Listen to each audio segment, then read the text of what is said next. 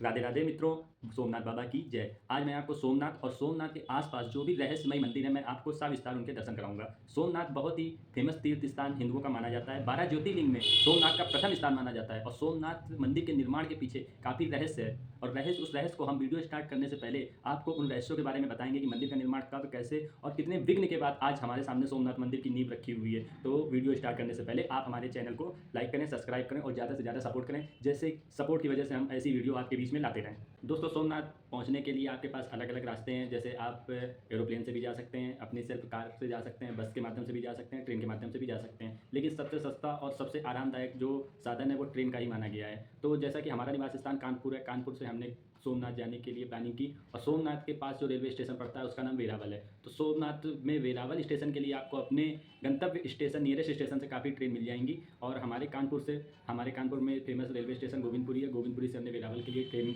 Book की और हम लोग ट्रेन के माध्यम से वेरावल पहुँचे मस्ती करते हुए। चलिए मैं आपको एक झलक मस्ती करते हुए दिखाता हूँ अपनी और अपनी फैमिली के साथ। जैसा कि आप जानते हैं, वेरावल स्टेशन हमारी कानपुर से हमारी यात्रा प्रारंभ हुई थी और वेरावल पहुंचने में हमको पूरे 36 घंटे का समय लगा था। वेरावल स्टेशन पहुंचने के बाद जैसे ही आप स्टेशन के बाहर मिलेंगे तो वहां पर ऑटो वगैरह आपको खड़े मिलेंगे सोमनाथ मंदिर के लिए। सोमनाथ मंदिर की दूरी वहां से 3-3.5 किलोमीटर स्टेशन से है। तो आप अपने सुविधा अनुसार अपने साधन को बुक करके मंदिर प्रांगण के पास तक पहुँच सकते हैं। मंदिर प्रांगण के पास आपको काफ़ी धर्मशाला और काफ़ी मंदिर ट्रस्ट द्वारा आयोजित होटल मिल सकते हैं। तो वो आप अपने सुविधा अनुसार वहाँ पर जाकर अपने सुविधा अनुसार बुक कीजिए और अपने ठहरने का स्थान बनाइए। तो सर्वप्रथम हमने अपने ठहरने का स्थान ढूंढा। स्थान ढूंढने के बाद हम लोग सभी लोग फ्रेश हुए। फ्रेश होने के बाद हम लोग शाम को सोमनाथ मंदिर की मार्केट के लिए निकले और सोमनाथ मंदिर के दर्शन करने के लिए निकले। चलिए मैं एक अपना मस्ती करते हुए वीडियो आपको दिखाता हूँ, देखिए वीडियो। बोलो भोलेनाथ बाबा की जय। सर्वप्रथम आज मैं अपनी वीडियो में आपको सोमनाथ मंदिर की दर्शन कराऊंगा। सोमनाथ मंदिर जो ज्योतिर्लिंग सोमनाथ का स्थापित है, वह 12 ज्योतिर्लिंगों में सोमनाथ ज्योतिर्लिंग का प्रथम स्थान माना गया है। सोमनाथ मंदिर के दर्शन कराने से पहले मैं आज आपको सोमनाथ मंदिर से जुड़ा रहस्य आपको बता देता हूँ। जैसा कि आप जानते हैं, दक्ष प्रजापति की 27 कन्या थी और 27 कन्या का विवाह चंद्रदेव यानी चंद्रमा से हुआ था। 27 कन्या का विवाह चंद्रमा से होने के बावजूद भी चंद्रमा अपनी एक पत्नी रोहिणी पर ज़्यादा ध्यान देते थे, क्योंकि वह अत्यधिक सुंदर थी। इस वजह से चंद्रमा का ध्यान रोहिणी पर ज़्यादा रहता था। बाकी 26 पत्नियां निराश रहती थी। इस बात की 26 कन्याओं ने अपने पिता दक्ष प्रजापति से शिकायत की। दक्ष प्रजापति ने काफ़ी बार चंद्रमा को समझाया, लेकिन चंद्रमा के न समझने पर दक्ष प्रजापति उनको श्राप देते हैं कि दिन पे दिन उनका तेज खत्म हो जाएगा। यह श्राप पाने के बाद चंद्रमा की शक्तियां और तेज दिन पे दिन कम होने लगा था, जो देखकर सभी देवता चिंतित हो उठे कि अब धरती का क्या होगा, धरती पर प्रलय आ जाएगी। इस कारण सभी देवता ब्रह्मा जी के पास जाते हैं और इस श्राप से मुक्त होने का कोई रास्ता मांगते हैं। तो ब्रह्मा जी बोलते हैं, मैं ये श्राप मुक्त नहीं कर सकता हूँ। इस श्राप को मुक्त करने के लिए आप शिव जी की भक्ति तपस्या करिए। तो इस श्राप से मुक्त होने के लिए चंद्रमा, ये सुनकर चंद्रमा शिव जी की कठोर तपस्या करता है। जो तपस्या से खुश होकर शिव जी बोलते हैं वरदान मांगो। तो चंद्रमा ने ये बोला कि इस श्राप से मुझको मुक्त कीजिए और धरती में आप ऐसा कुछ कीजिए कि मैं आपके नाम से जाना जाऊँ। इस वजह से इस ज्योतिर्लिंग को चंद्रमा और शंकर जी दोनों के नाम से जानते हैं, सोमनाथ, जो कि सोम आप जानते हैं चंद्रमा का ही एक नाम है। सोमनाथ नाम से ये मंदिर फेमस है। चलिए मैं आपको मंदिर की दर्शन कराता हूँ, चलिए देखते हैं। यह मंदिर गुजरात के समुद्र तट के किनारे पर स्थित है। इस मंदिर की सुंदरता काफ़ी सौंदर्य भरी है। इसको देखकर मन में शांति का एहसास होता है। 12 ज्योतिर्लिंगों में प्रथम स्थान रखने वाला सोमनाथ मंदिर यही है, जो अपने विशेष शक्ति के रूप में जाना जाता है। जैसा कि आप देख रहे हैं, शिवलिंग सोमनाथ जी की ही शिवलिंग है। मंदिर परिसर में शिव जी का होना एक ये भी साक्ष्य है कि मंदिर पर 17 बार मुगल आक्रांताओं द्वारा आक्रमण किया गया और 17 बार मंदिर को ध्वस्त किया गया, लेकिन आज 18वीं बार भी मंदिर आपके सामने अपनी विशाल शक्ति के रूप में खड़ा हुआ है। वो भी किसी न किसी वजह के बाद मंदिर टूटता गया और किसी न किसी वजह से मंदिर अपनी शक्तियों के कारण फिर से बनता गया। मंदिर परिसर के मुख्य द्वार के बाहर आकर आप फोटो या वीडियोग्राफी कर सकते हैं, क्योंकि मंदिर परिसर के अंदर फ़ोन, कैमरा, इलेक्ट्रॉनिक वॉच, कुछ भी इलेक्ट्रॉनिक उपकरण ले जाना अलाउ नहीं है। मंदिर के अंदर आपको तमाम फोटोग्राफर मिल जाएंगे, जिनसे आप अपना रेट उचित तय कर आप फोटोग्राफी अंदर कर सकते हैं, लेकिन आप अपने सेल्फ फ़ोन ले जाकर अंदर फोटोग्राफी या वीडियोग्राफी नहीं कर सकते। अगर आप मंदिर जा रहे हैं तो आपने जहाँ पर अपना रूम लिया है वहीं पर अपने इलेक्ट्रॉनिक वॉच या ज़रूरी सामान छोड़ कर जाएँ, क्योंकि मंदिर परिसर में अंदर सामान और मोबाइल, इलेक्ट्रॉनिक वॉच ले जाना मना है। मंदिर के बाहर आपको लॉकर मिल जाएंगे, जिसमें आप अपने सामान को सुरक्षित रख सकते हैं, लेकिन उसके लिए आपको लाइन और टोकन लेना पड़ेगा। तो आप भी अपने जीवन काल में एक बार सोमनाथ जी के दर्शन कीजिए और सोमनाथ के सामने समुद्र के बीच का भी नज़ारा देखिए, बहुत ही आनंदमयी है। अहिल्याबाई द्वारा निर्माण किया हुआ सोमनाथ मंदिर। सोमनाथ मंदिर के पीछे ही एक सोमनाथ का पुराना मंदिर है, जिसका निर्माण अहिल्याबाई द्वारा किया गया था। अहिल्याबाई हिंदुओं की कट्टर समर्थक रही हैं। उन्होंने काफ़ी मंदिर मुगलों द्वारा तोड़ने के बाद उन्होंने पूर्ण निर्माण करवाए हैं।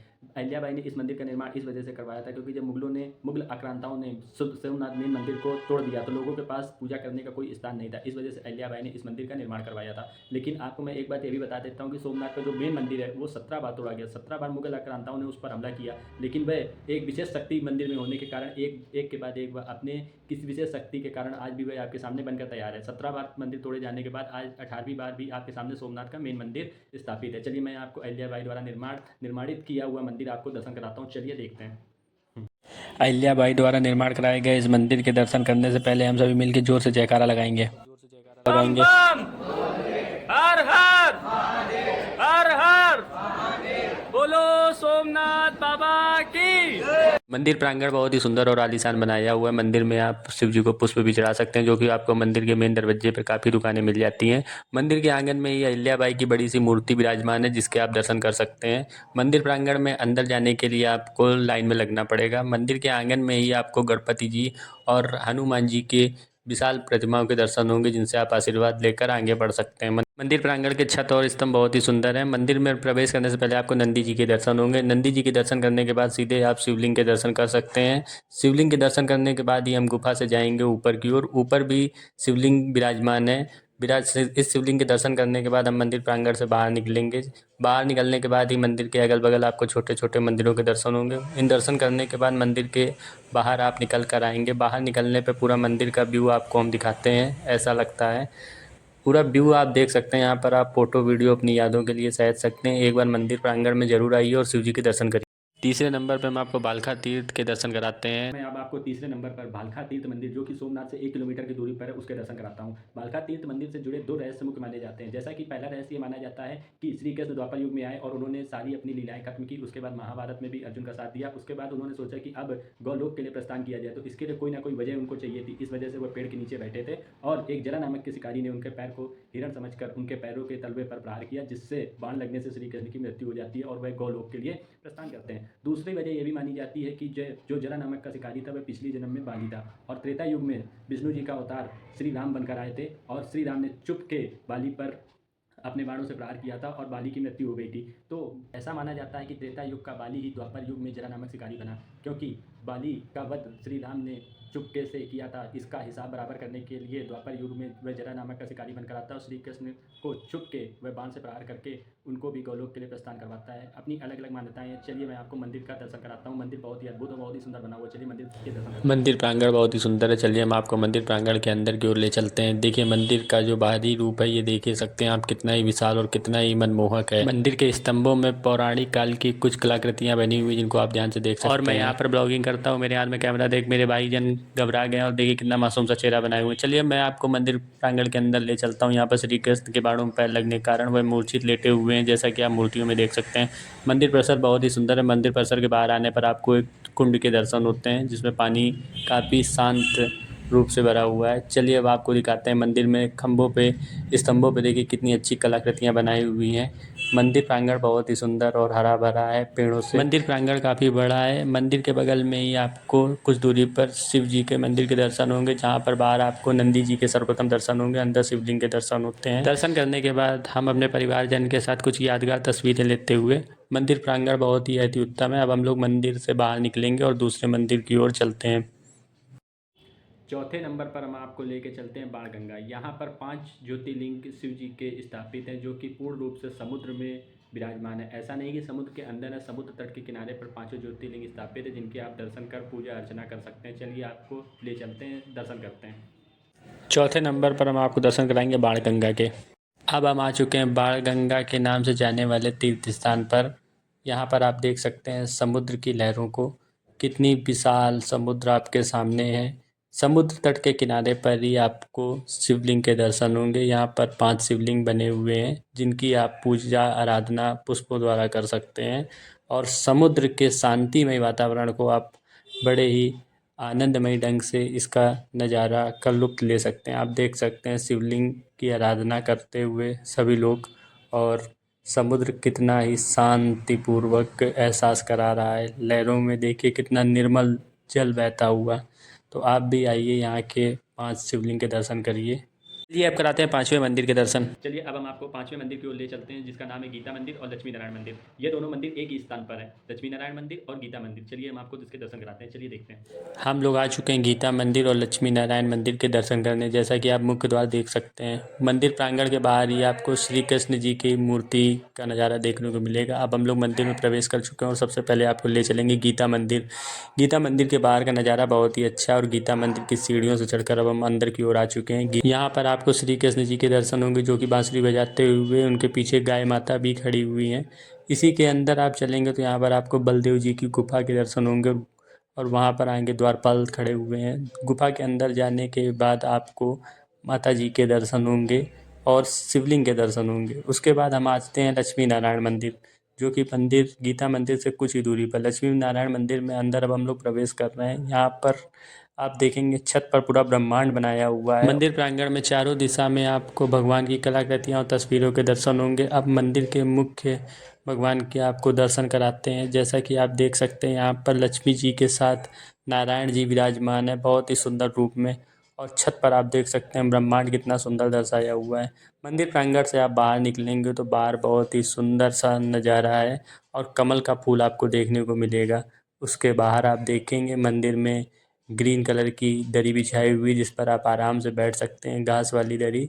और आपके सामने ये सुंदर सी नहर मंदिर के प्रांगण के जस्ट बगल से बहती हुई, जिस पे आप शाम को अद्भुत नज़ारा देख सकते हैं, बैठकर इस नज़ारे का आनंद ले सकते हैं। इसके लिए यहाँ पर चेयर भी पड़ी हुई हैं। यह दृश्य देखने के बाद अब हम लोग मंदिर से अंदर की ओर चलेंगे, जहाँ पर कच्ची रास्ता में आपको ईंटें कंकड़ पे पैर रखते हुए थोड़ा संघर्ष करते हुए अंदर जाएंगे। वहाँ पर आपको शिवलिंग के दर्शन होते हैं। एक मंदिर छोटा सा बना हुआ है, वहाँ पर शिवलिंग के दर्शन होंगे। उसके बगल में 2 मंदिर और हैं, वहाँ पर भी शिवलिंग के दर्शन हो जाएंगे।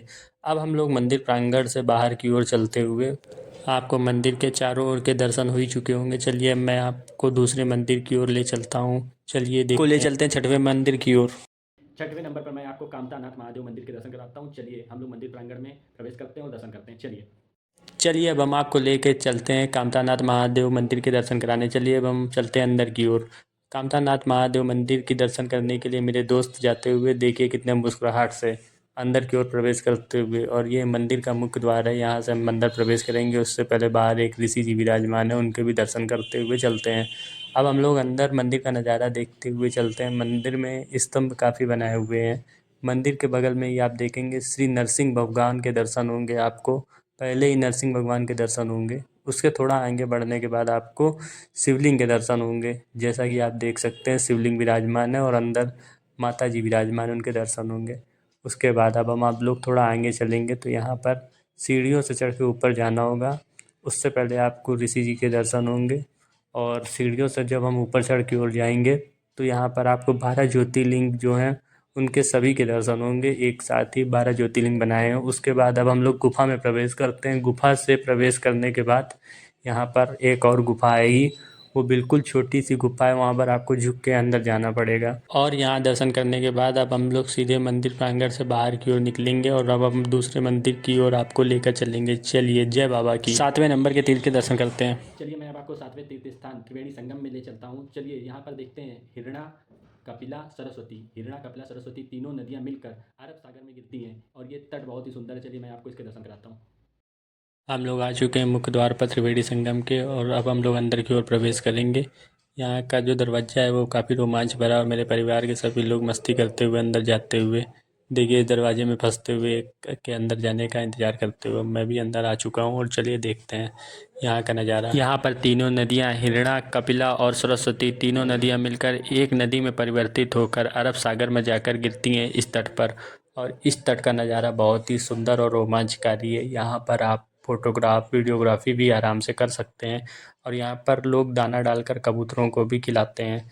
यहाँ पर बहुत सारे कबूतरों के दर्शन होंगे और यहाँ पर आप फ़ोटोग्राफी वीडियोग्राफी करने के लिए बहुत ही अच्छी लोकेशन है। जैसा कि आप देख सकते हैं, मैं मौका छोड़ने वाला नहीं था, मैंने वीडियोग्राफी चालू कर दी। चलिए अब चलते हैं दूसरे मंदिर की ओर। अब हम चलते हैं 8वें मंदिर की ओर और दर्शन करते हैं। चलिए। अब 8वें मंदिर की ओर हम आपको लेके चलते हैं, जिसका नाम है राम मंदिर। चलिए मैं अब आपको राम मंदिर के दर्शन कराता हूँ, जो कि गुजरात में सोमनाथ मंदिर के पास स्थित है। चलिए दर्शन करते हैं। राम मंदिर के मुख्य द्वार पर आपको धनुष का चिन्ह दिखेगा, जहाँ पर आप फोटो और वीडियोग्राफी कर सकते हैं। चलिए अब हम मंदिर में प्रवेश कर रहे हैं और आपको मंदिर में अंदर की ओर लेके चलते हैं। देखिए राम मंदिर का नज़ारा कितना ही भव्य और सुंदर अलौकिक है। यहाँ से अब हम लोग अंदर की ओर जाते हुए, और यहाँ पर मेरे दोस्त लिफ्ट खोजते हुए, लिफ्ट कहाँ है क्योंकि सब आलसी हैं। अब देखिए इनको लिफ्ट मिल गई और कितनी जल्दी से लिफ्ट की ओर जा रहे हैं कि लिफ्ट का दरवाज़ा कब खुले और ये सभी अंदर घुस जाएं।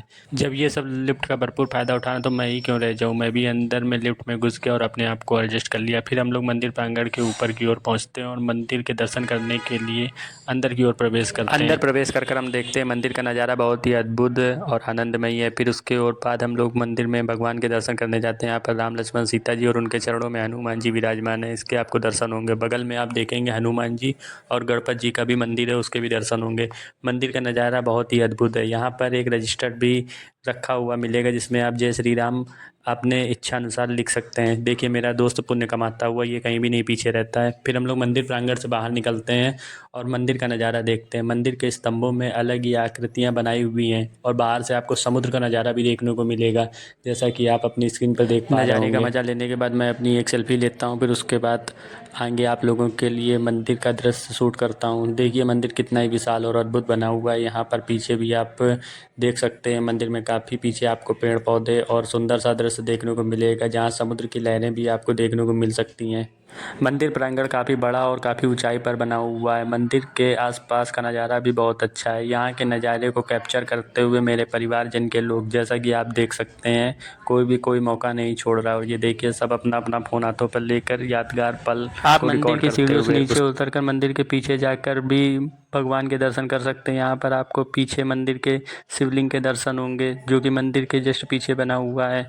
मंदिर का नज़ारा बहुत ही अद्भुत था और मंदिर बहुत ही आनंदमय है। चलिए अब हम लोग दूसरे मंदिर में चलते हैं, नवे मंदिर की ओर। चलिए अब हम आपको नवे मंदिर की ओर लेके चलते हैं, जिसका नाम है लक्ष्मी नारायण मंदिर। चलिए मैं आपको लक्ष्मी नारायण मंदिर के दर्शन कराता हूँ। अब हम लोग आ चुके हैं लक्ष्मी नारायण मंदिर और अब हम लोग अंदर की ओर प्रवेश करते हैं। जैसा कि आप देख सकते हैं, मंदिर का नज़ारा बहुत ही अद्भुत है। यहाँ पर आपको लक्ष्मी जी और नारायण जी के अद्भुत दर्शन होंगे, जो कि बहुत ही सुंदर रूप में विराजमान है। मंदिर प्रांगण बहुत ही अच्छा और आनंदमयी और पौराणिक काल का बना हुआ, जैसा कि आप अपनी स्क्रीन पर देख पा रहे हैं। चलिए अब हम लोग की यात्रा यहीं समाप्त होती है। हम सभी मंदिरों के दर्शन कर चुके हैं। दर्शन करने के बाद अब हम लोग चलते हैं सोमनाथ बीच, जो कि सोमनाथ मंदिर के कुछ ही दूरी पर स्थित है। सोमनाथ बीच पे जाने के लिए आपको 5 रुपये की टिकट लेनी पड़ेगी, तभी आपको एंट्री अंदर अलाउ होगी। चलिए हम आपको सोमनाथ बीच के दर्शन कराते हैं। समुद्र तट में पहुंचकर आपको बहुत ही आनंद आने वाला है। इस आनंद को और अच्छे से प्राप्त करने के लिए मैंने नहाना प्रारंभ कर दिया और समुद्र की लहरों के बीच में नहाते हुए बहुत ही आनंद आ रहा है। जैसा कि आप देख सकते हैं, मेरे परिवारजन समुद्र में मस्ती करते हुए, वो दूर से जो दिख रहे हैं वो सब मेरे परिवार के लोग ही हैं।